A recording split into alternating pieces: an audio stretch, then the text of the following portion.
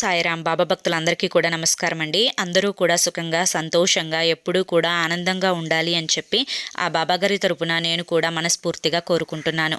ఈరోజు బాబాగారు అందించే సందేశం ఏంటి అంటే కనుక, తల్లి నీ బిడ్డకు గండం ఉంది, సంక్రాంతిలోగా ఇది నువ్వు తెలుసుకొని తీరాల్సిందే, లేకపోతే సగం జీవితం కోల్పోవాల్సి వస్తుంది. ఇది నువ్వు వినక తప్పదు తల్లి. నిర్లక్ష్యం చేశావు అంటే కనుక చాలా కష్టాలు పడాల్సి వస్తుంది. నేను ఏం చెప్పినా కూడా అది నీ మంచి కోరి మాత్రమే చెప్తాను అని చెప్పి నువ్వు నమ్మినట్లయితే, ఇది మూఢనమ్మకంగా కొట్టి పడవేయకుండా ఏ మాట చెప్పినా నీ కోసమే అని చెప్పి నువ్వు పూర్తిగా నన్ను విశ్వసించినట్లయితే వీడియోని చివరి వరకు చూసే ప్రయత్నం అయితే చెయ్యి. ఇక ఆలస్యం చేయకుండా వీడియోలోకి అయితే వెళ్ళిపోదామండి. వీడియోలోకి వెళ్ళే ముందు ఒక చిన్న రిక్వెస్ట్.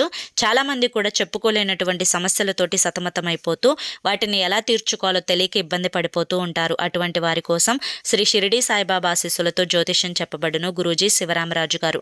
Phone number 995994225552. మీరు ఇప్పటి వరకు ఎన్నో చోట్ల జ్యోతిష్యం చెప్పించుకొని మీరు ఆశించిన మార్పులు మీ జీవితాలలో జరగలేదని చెప్పి బాధపడి ఉంటారు.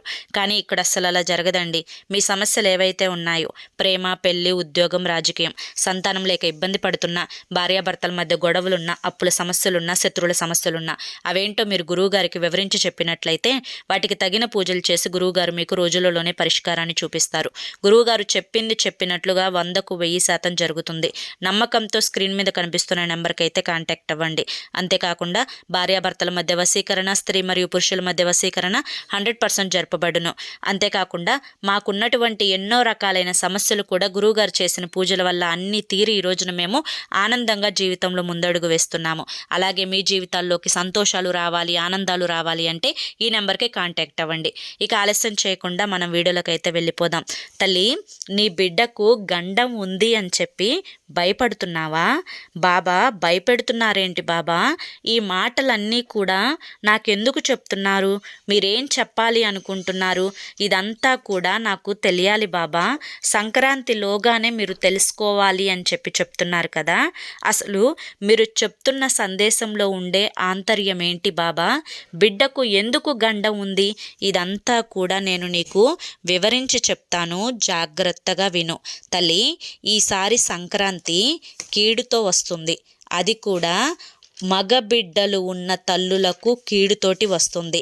అలా నీకు మగబిడ్డ ఉన్నా లేకపోయినా ఈ కొన్ని నియమాలైతే ఖచ్చితంగా నువ్వు పాటించాల్సిందే. నువ్వు నీ బిడ్డ ఆరోగ్యంగా క్షేమంగా ఉండటం కోసం నేను చెప్పే ఆ యొక్క చిన్న పరిహారం తప్పకుండా చేయాల్సిందే. అలాగే ఇంట్లో ఖచ్చితంగా నేను చెప్పిన ఈ నియమాలను పాటిస్తే సంక్రాంతి వల్ల వచ్చినటువంటి కీడు అనేది నీ ఇంటికి చెందకుండా ఉంటుంది, నీకు రాకుండా ఉంటుంది. నిండు నూరేళ్ళు అంటే నువ్వు బ్రతికున్నంత కాలం కూడా నువ్వు సుఖ సంతోషాలతోటి ఆనందంగా ఆరోగ్యాలతోటి ఉండటానికి ఈ కొన్ని నియమాలు అనేవి నీకు తప్పనిసరిగా తెలిసి తీరాల్సిందే. సంక్రాంతి పండుగ అంటేనే ప్రతి ఇంటికి కూడా ఎంతో సంతోషాలను, ఆనందాలను, ఉల్లాసాలను, ఉత్సాహాలను తీసుకొచ్చే పండుగ. ఈ యొక్క పెద్ద పండుగ కోసం సంవత్సరం అంతా కూడా ఎదురు చూస్తూ ఉంటారు. ఈ యొక్క 3 రోజుల పండుగను ఎంతో అంగరంగ వైభవంగా జరుపుకుంటారు. పంట ఇంటికి వచ్చిన వేళ ఆ డబ్బుతోటి ఇంట్లోకి పిండి వంటలు, పిల్లలకి కొత్త బట్టలు, అలాగే పెద్దలకి కూడా బట్టలు తెచ్చుకొని చక్కగా ఆనందంగా ఆరోగ్యంగా ఉండటం కోసం భగవంతుడికి పొంగళ్ళు పెట్టుకొని ప్రతి ఒక్కరూ తమ యొక్క పండుగను ఆనందంగా ఎంజాయ్ చేస్తూ ఉంటారు. అయితే ఈ యొక్క సంక్రాంతి పండుగ అనేది ఈసారి కీడుతో వచ్చింది కాబట్టి ఈ కొన్ని నియమాలను తప్పకుండా పాటించి తీరాల్సిందే అని చెప్పి మన పండితులు చెప్తున్నారు. అయితే ఏ నియమాలు పాటించాలి, ఏం చెయ్యాలి, ఒక్క కొడుకున్న తల్లులు ఏం చేయాలి, తమ యొక్క తల్లి బాధ్యతను ఏ విధంగా నెరవేర్చుకోవాలి, ఇదంతా కూడా క్లియర్గా చెప్తాను, జాగ్రత్తగా వినండి. ఈ యొక్క 3 రోజుల పండుగలలో మొదటి రోజు భోగి, తరువాత రోజు సంక్రాంతి, మూడవ రోజు కనుమ. ఈ 3 రోజులు కూడా ప్రతి ఒక్కరూ ఇంట్లో ఉన్నవారు తలస్నానం చేయాల్సిందే. తలస్నానం చేయకుండా భోజనం అయితే మాత్రం, అంటే టిఫిన్ అయినా కానీ లేదా కనీసం కాఫీ అయినా కానీ తలస్నానం చేయకుండా మాత్రం భుజించకూడదు, తాగకూడదు, తినకూడదు అన్న విషయాన్ని గుర్తుంచుకోండి. అలాగే ఈరోజు ఎట్టి పరిస్థితుల్లో ఈ 3 రోజులు నలుపు రంగు వస్త్రాలు అనేవి అస్సలు ధరించకూడదు. మిగతా వర్ణంలో ఉండే ఏ వస్త్రాలైనా కూడా ధరించవచ్చు. ఈరోజు ఏ భగవంతుణ్ణి ఆరాధించాలి అని చెప్పి చాలామందికి కూడా అనుమానం ఉంటుంది. ఈరోజు పరమేశ్వరుణ్ణి ఆరాధించుకోవాలి. ఈరోజు కుదిరితే చక్కగా మీరు శివాలయానికి వెళ్ళి శివుడికి అభిషేకం చేయించుకోవడం, చెరుకు రసంతోటి కానీ, విభూదితోటి కానీ, పాలతోటి కానీ, పంచామృతాలతోటి కానీ, పంచదారతోటి కానీ, ఇలా మీ శక్తి కొలది బిల్వదళాలతోటి కానీ అభిషేకం చేయించుకుంటే మీకున్నటువంటి శని దోషాలు, రాహుకుజ దోషాలు, సర్పదోషాలు అన్నీ కూడా పూర్తిగా తొలగిపోతాయి. ఈరోజు కుదిరితే నారాయణుడిని అంటే విష్ణుమూర్తిని దర్శించుకునే ప్రయత్నం కూడా చేయండి. ఈరోజు ముఖ్యంగా సూర్యోదయానికి ముందే నిద్రలెగవాలి. ముందు రోజు రాత్రే ఇంటి వాకిలిని శుభ్రంగా కడుక్కొని మంచిగా రంగురంగుల ముగ్గులను పెట్టుకొని ఇంటి వాకిలిని చూస్తేనే సంక్రాంతి పండుగ వచ్చిందా అన్నట్లుగా అంత అందంగా ఇంటి వాకిలిని అలంకరించుకోవాలి. అలాగే ఇంటి ముగ్గును పెట్టుకోవాలి. ఈ యొక్క సంక్రాంతి పండుగ వచ్చే ముందే ఇంట్లో బూజులు అనేవి అస్సలు ఉండకుండా చూసుకోవాలి. పనికిరాని చెత్త సామాన్లు అన్నీ తీసి ఇంట్లో ఉండే సామాన్లను దుమ్ము లేకుండా తుడిచిపెట్టుకోవడం కానీ, కడిగి పెట్టుకోవడం కానీ చేసుకొని ఇల్లంతా కూడా శుభ్రపరచుకోవాలి. ఇది ఖచ్చితంగా పాటించాల్సిన నియమం. అలాగే ఈరోజు ముఖ్యంగా స్నానం చేసే ముందు, అంటే భోగి రోజు భోగి మంటలు ప్రతి ఒక్కరూ కూడా వేసుకొని వారి ఇంట్లో ఉండే పాత వస్తువులన్నింటినీ కూడా భోగి మంటల్లో పడవేసి చక్కగా చిన్నపిల్లలకైతే భోగి పండ్లు పోసుకొని చక్కగా ఆ రోజు పిల్లలకి ఆ యొక్క నరదిష్టి తొలగిపోవడం కోసం పడుకునేటప్పుడు రాళ్ళ ఉప్పుతో దిష్టి తీసివేసుకోవాలి. ఇక సంక్రాంతి రోజు కూడా ముఖ్యంగా స్నానం చేసే నీటిలో కాసిన్ని నువ్వులు వేసుకొని స్నానం చేయాలి.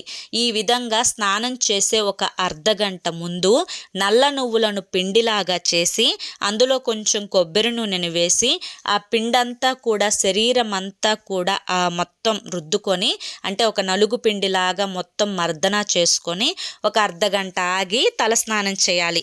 దీనినే అభ్యంగన స్నానం అంటారు. ఇప్పటి రోజుల్లో ఇలా చేసే అంత ఓపిక శక్తి ఎవరి దగ్గర ఉండటం లేదు కాబట్టి ఈరోజు మీరు నువ్వుల నూనెనైనా కానీ శరీరం అంతా కూడా చక్కగా అప్లై చేసుకొని, అంటే మర్దన చేసుకొని ఒక అర్ధగంట ఆగి తల స్నానం చేయండి. ఇలా చేసినా కూడా అభ్యంగన స్నానం కిందనే వస్తుంది అన్న విషయాన్ని గుర్తుంచుకోండి. ముఖ్యంగా ఈ యొక్క సంక్రాంతి పండుగ రోజు కానీ, భోగి రోజు కానీ, కనుమ రోజు కానీ ముఖ్యంగా కొన్ని ఊర్లల్లో వారి యొక్క సంప్రదాయాల ప్రకారం పెద్దలకు పెట్టుకునే ఆచారం ఉంటుంది. కొన్ని ఊర్లల్లో భోగి రోజు పెట్టుకుంటారు, మరికొన్ని ఊర్లల్లో సంక్రాంతి రోజు పెట్టుకుంటారు, మరికొన్ని ఊర్లల్లో కనుమ రోజు పెట్టుకుంటారు. ఇలా మీ ఊరి సిద్ధాంతం ప్రకారం ఎలా అయితే నడుస్తుందో అలాగే మీ పెద్దలకు ఖచ్చితంగా బట్టలు, వాళ్ళకి ఇష్టమైన ఆహార పదార్థాలు వండిపెట్టి ఒక బ్రాహ్మణుడిని పిలిచి వారికి తర్పణం అనేది వదలాలి. ఈరోజు భగవంతుని యొక్క ఆశీర్వాదం కంటే కూడా పెద్దల ఆశీర్వాదం అనేది తప్పనిసరిగా తీసుకొని తీరాల్సిందే. అలాగే ఈ యొక్క పెద్దల ఆశీర్వాదం అనేది ఎవరికైతే దక్కుతుందో వారు పడుతున్నటువంటి బాధలు, కష్టాలు, పితృదోషాలు, సంతాన లేని సమస్యలు, అప్పుల బాధలు అన్నీ కూడా పూర్తిగా తొలగిపోయి వారు ఏ పనులు అనుకుంటే ఆ పనులు సక్రమంగా జరుగుతాయన్నమాట. అలాగే ఈ సంక్రాంతి పండుగ రోజు ఇంటిల్లి పాది కూడా కొత్త బట్టలు వేసుకోవాలి. పిల్లలకి కొత్త బట్టలు కొని తీసివ్వాలి.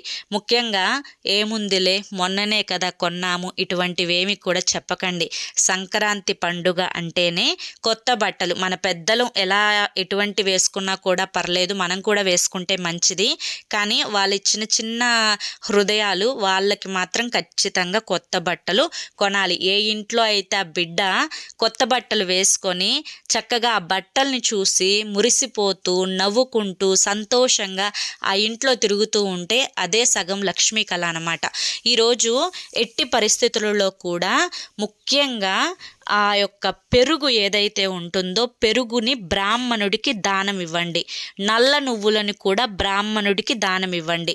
మీరు బ్రాహ్మణుడు నల్ల నువ్వులు తీసుకొని పక్షంలో ఒక చిన్నది చెప్తాను, అది చేసే ప్రయత్నం అయితే చేయండి. ఈ రోజున మీరు శివాలయానికి వెళ్ళినప్పుడు మొదట ఈశ్వరుణ్ణి ఆరాధించుకున్న తర్వాత మీరు శనేశ్వరుని దగ్గరికి వెళ్ళి శనేశ్వరునికి నువ్వుల నూనెతోటి తైలాభిషేకం చేసి చక్కగా నల్ల నువ్వులు బెల్లం కలిపిన నువ్వుల లడ్డులు 8 చేసుకొని ఆ 8 లడ్డులు నైవేద్యంగా సమర్పించి నువ్వుల నూనెతోటి దీపారాధన చేసి ఆ దీపంలో కూడా కొన్ని నువ్వులు వేయడం వల్ల మీకున్నటువంటి శని దోషాలన్నీ కూడా పూర్తిగా తొలగిపోయి శనేశ్వరుని యొక్క అనుగ్రహం అనేది మీకు కలుగుతుందన్నమాట. కాబట్టి ఖచ్చితంగా ఇలా చేసే ప్రయత్నం అయితే చేయండి. ఒకవేళ ఆ యొక్క నల్ల నువ్వులు బ్రాహ్మణుడు తీసుకొని పక్షంలో నల్ల నువ్వులు బెల్లం కలిపిన లడ్డూలను మీరు తయారు చేసుకొని భిక్షాటకులు ఉంటారు కదా, ఒక 8 మందికి ఈరోజు పంచిపెట్టే ప్రయత్నం చేయండి. పంచడం వల్ల మీకున్నటువంటి శని దోషాలు పోతాయి. తీసుకున్న వాళ్ళకి ఎటువంటి సమస్యలు అయితే రావు. ఖచ్చితంగా ఇలా చేసే ప్రయత్నం అయితే చేయండి. ఈరోజు ముఖ్యంగా కొన్ని ముఖ్యమైన విషయాలలో పాటించవలసింది ఏంటి అంటే కనుక బ్రాహ్మణుడికి మోయనివ్వడం. అంటే 2 బ్రాహ్మణుడులకు భోజనం పెట్టినట్లుగా 2 ఇస్తరాకులు, ఒక కేజీంబావు బియ్యము, కొన్ని కందిపప్పు, ఎండుమిరపకాయలు, రాళ్ళ ఉప్పు, చింతపండు, సొరకాయ, తోటకూర, తీపి గుమ్మడికాయ, టమాటాలు, ఇక మీకు ఏ కూరగాయలు అయితే వీలుగా ఉంటాయో ఆ కూరగాయలన్నీ వేసి బ్రాహ్మణుడికి మీరు మొయినిగా సమర్పించి తాంబూలాన్ని పెట్టి తాంబూలంలో కొంత డబ్బుని పెట్టి 11 రూపాయలు కానీ 116 రూపాయలు కానీ పెట్టి బ్రాహ్మణుడి యొక్క ఆశీర్వాదం తీసుకోవడం వల్ల మీకున్నటువంటి సర్వ దరిద్రాలన్నీ కూడా తొలగిపోతాయి. ఇది మీరు పెద్దలకు తర్పణం వదిలేటప్పుడు ఎట్లాగో బ్రాహ్మణుడిని పిలుస్తారు. ఆ పిలిచిన సమయంలో కూడా ఈ యొక్క కార్యక్రమం అనేది చేసుకోవచ్చు. ప్రత్యేకంగా పిలవకుండా దీనికోసమే పిలవాల్సిన పని లేదు. ఎటు తర్పణం వదలటానికి బ్రాహ్మణుడి దగ్గరికి మీరు వెళ్ళటం కానీ లేదా ఇంటికి పిలిపించుకోవడం కానీ చేస్తారు కదా, అటువంటి సమయంలో మొయినిచ్చే ప్రయత్నం అయితే చేయండి. ఇక ముఖ్యంగా మగపిల్లలున్న తల్లులు చేయవలసింది ఏంటి అంటే, ఒక్క మగపిల్లవాడున్నా 2 మగపిల్లలున్నా 3 మగపిల్లలున్నా ఇప్పుడు నేను చెప్పే పరిహారం చేయాలి. కానీ 2కు ఉన్నప్పుడు వేరువేరుగా చేయాలి, 3కున్నా వేరువేరుగా చేయాలి. ఆ విషయాన్ని గుర్తుంచుకోండి. దీనికోసం మీరు అన్నం ముందుగా వండి పెట్టుకోవాలి. నిండుగున్న అన్నమే ఈ పరిహారానికి పనికొస్తుంది. నిండుగున్న అన్నంలో నుంచి 3 ముద్దలు తీసి పక్కన పెట్టుకోవాలి. మొదటి అన్నం ముద్ద, తెల్ల అన్నం ముద్దను ముద్దలాగా చేసుకొని ఒక పక్కన పెట్టుకోండి.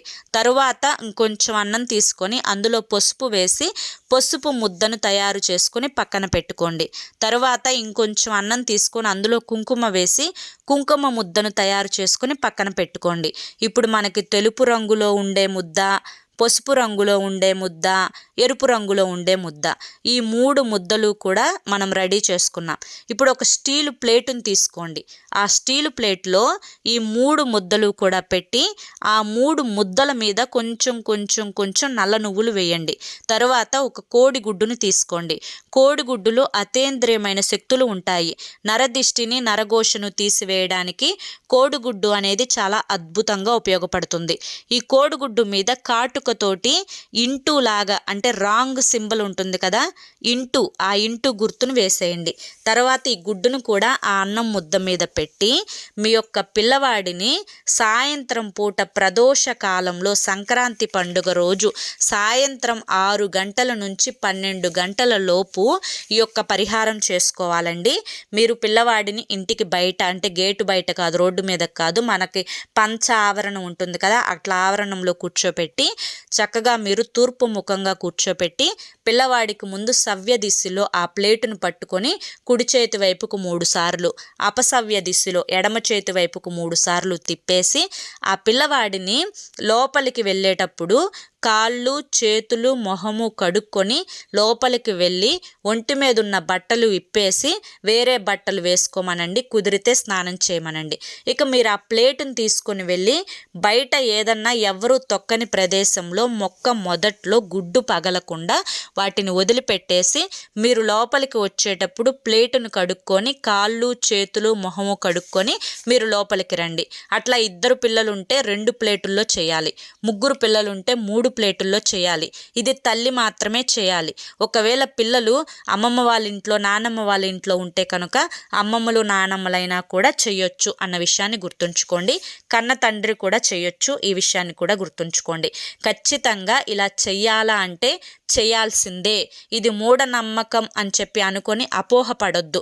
ఒకవేళ మూఢనమ్మకం అయినా కానీ చేస్తే ఏం నష్టపోతారు?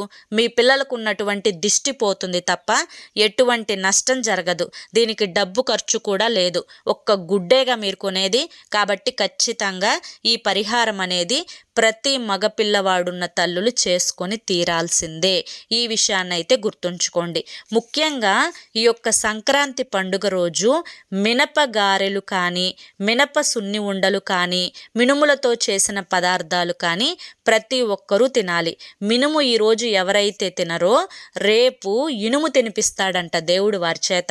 కాబట్టి సంక్రాంతి పండుగ రోజు మినప పదార్థాలు అనేవి ఖచ్చితంగా తిని తీరాల్సిందే అన్న విషయాన్ని గుర్తుంచుకోండి. అలాగే సంక్రాంతి పండుగలోగా మీరు ఇంటిని శుభ్రపరచుకోవడం మాత్రం ఎట్టి పరిస్థితులలో కూడా మర్చిపోవద్దు.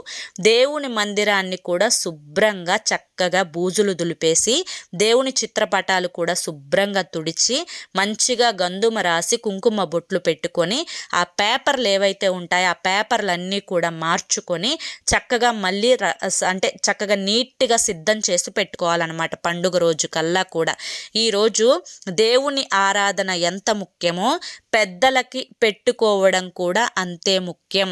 వైకుంఠ ద్వారాలు తెరుచుకుంటాయంట. కాబట్టి పెద్దలకు పెట్టుకోవడం వల్ల వారికి ఉన్నటువంటి దోషం అన్నీ కూడా తొలగిపోయి వారి ఆత్మ శాంతించి నేరుగా స్వర్గానికి వెళ్ళడానికి దారి కనిపిస్తుందట. కాబట్టి వారికి స్వర్గపు దారి కనిపించేట్లా చేసిన మీకు ఖచ్చితంగా పితృదేవతల ఆశీర్వాదం అనేది లభించి మీకున్నటువంటి సకల దోషాలు కూడా తొలగిపోతాయి. అలాగే బ్రాహ్మణుడికి దానం ఇవ్వడం కూడా ఎట్టి పరిస్థితులలో మర్చిపోవద్దు. కనుమ రోజు ముఖ్యంగా ఎటువంటి ఊర్లకు అంటే వేరే దూర ప్రయాణాలకు వెళ్ళడం లేదంటే కనుక సరదాగా ఎక్కడికన్నా బయటకు వెళ్ళడం ఇటువంటివి చేయకండి. ఎందుకంటే కనుక కనుమ రోజు ఎవ్వరూ కూడా ఊరి దాటే ప్రయత్నం అయితే చేయకూడదు అన్న విషయాన్ని గుర్తుంచుకోండి. మనకి ఈ సంక్రాంతి పండుగ అనేది పుష్య బహుళ ఏకాదశి అనురాధ నక్షత్రంతో వస్తుంది. కాబట్టి ఇది మనకి కీడుతో వస్తుంది అని చెప్పి మన పెద్దలు నొక్కి మరీ చెప్తున్నారు. కాబట్టి కొడుకులు ఉన్న తల్లులు ఈ పరిహారం చేసుకోవాలి అని చెప్పి ఇలా దిష్టి తీసే సమయంలో తల్లులు వారి చేతులకు ఎరుపు రంగు గాజులు వేసుకోవడం మాత్రం మర్చిపోవద్దు. ఎరుపు రంగు గాజులే ఎందుకు అంటే కనుక ఎరుపు చెడుని తీసివేస్తుంది, ఎరుపు నెగిటివ్ శక్తిని దూరం చేస్తుంది, ఎరుపు సాక్షాత్తు అమ్మవారి శక్తిని ఇస్తుంది. కాబట్టి అమ్మవారు దిష్టి తీసినట్లుగానే ఆ బిడ్డకి చక్కగా సకల శుభాలు అనేవి కలుగుతాయి. ప్రతి ఇంట్లో కూడా బిడ్డలు సంతోషంగా ఉంటే ఆ ఇంటిల్లి పాది కూడా ఆనందంగా ఉంటుంది. కాబట్టి బిడ్డలకు ఖచ్చితంగా ఈరోజు ఈ విధంగా దిష్టి తీసే ప్రయత్నం అయితే తప్పకుండా చేయండి. నిర్లక్ష్యం మాత్రం చేయొద్దు. ఇప్పుడు బయట ప్రమాదాలు ఏ విధంగా జరుగుతున్నాయో మనం చూస్తూ ఉన్నాము. అలాగే చిన్న చిన్న పిల్లలకి హార్ట్ అటాక్లు రావడం, చిన్న చిన్న పిల్లలకి పక్షవాతాలు రావడం, బ్రెయిన్ డెడ్ అయిపోవడం, ఇటువంటివన్నీ కూడా జరుగుతూనే ఉన్నాయి. చిన్న వయసులోనే అనారోగ్య సమస్యలకు గురవుతున్నారు. మన పెద్దలు ఏది చెప్పినా కూడా దాని వెనుక ఏదో ఒకటి అర్థం ఉంటుందండి. ఖచ్చితంగా దాన్ని నిర్లక్ష్యం చేయకుండా పాటించుకుంటూ ముందుకు వెళ్ళిపోయినప్పుడే మన జీవితాలు అనేవి సంతోషంగా ఉంటాయి. ఎంతలే ఏముందిలే అని చెప్పిన ప్రతి ఒక్కదాన్ని కూడా మూఢనమ్మకం మూఢనమ్మకం మూఢనమ్మకం అని చెప్పి తొక్కి పడేస్తూ ఉంటే చివరకు జరిగే అనర్థాలన్నీ కూడా జరిగిపోయిన తర్వాత, చేతులు కాలిన తర్వాత ఆకులు పట్టుకుంటే ఎటువంటి ఉపయోగం ఉండదు అన్న విషయాన్ని గుర్తుంచుకోండి. సగం జీవితం కోల్పోతారు పిల్లలకి ఏదన్నా అయితే మాత్రం. కాబట్టి ఖచ్చితంగా చేసుకోండి. అర్థమైంది కదా? మరి బాబా గారి ద్వారా వచ్చిన ఈ సందేశం మీ అందరికీ కూడా నచ్చింది అనుకుంటున్నాను, అర్థమైంది అని చెప్పి అనుకుంటున్నాను. నచ్చింది, అర్థమైంది అని చెప్పి అనిపిస్తే ఈ వీడియోకి ఒక లైక్ ఇవ్వండి. లైక్ ఇచ్చిన వెంటనే హైప్ అని వస్తుంది, హైప్ ఇవ్వండి. కింద కామెంట్ సెక్షన్లో ఓం సాయిరామ్ అని చెప్పి టైప్ చేయండి. మరి కొంతమంది బాబా భక్తులకు, మీ స్నేహితులకు, బంధువులకు, వారికి కూడా తెలియడం కోసం ఈ వీడియోని షేర్ చేయండి. మొదటిసారి మన సాయి పిలుపు ఛానల్లోకి వచ్చినట్లయితే కనుక మన ఛానల్ని సబ్స్క్రైబ్ చేసుకుని సపోర్ట్ చేయండి. రేపు మరొక మంచి వీడియోతోటి మళ్ళీ కలుసుకుందాం. అంతవరకు కూడా పరమేశ్వరుని ఆశీస్సులు మీ మీద, మీ కుటుంబ సభ్యుల మీద ఎల్లకాలం ఉండాలి అని చెప్పి మనస్ఫూర్తిగా కోరుకుంటూ సర్వే జనా సుఖినో భవంతు. ఓం సాయిరామ్.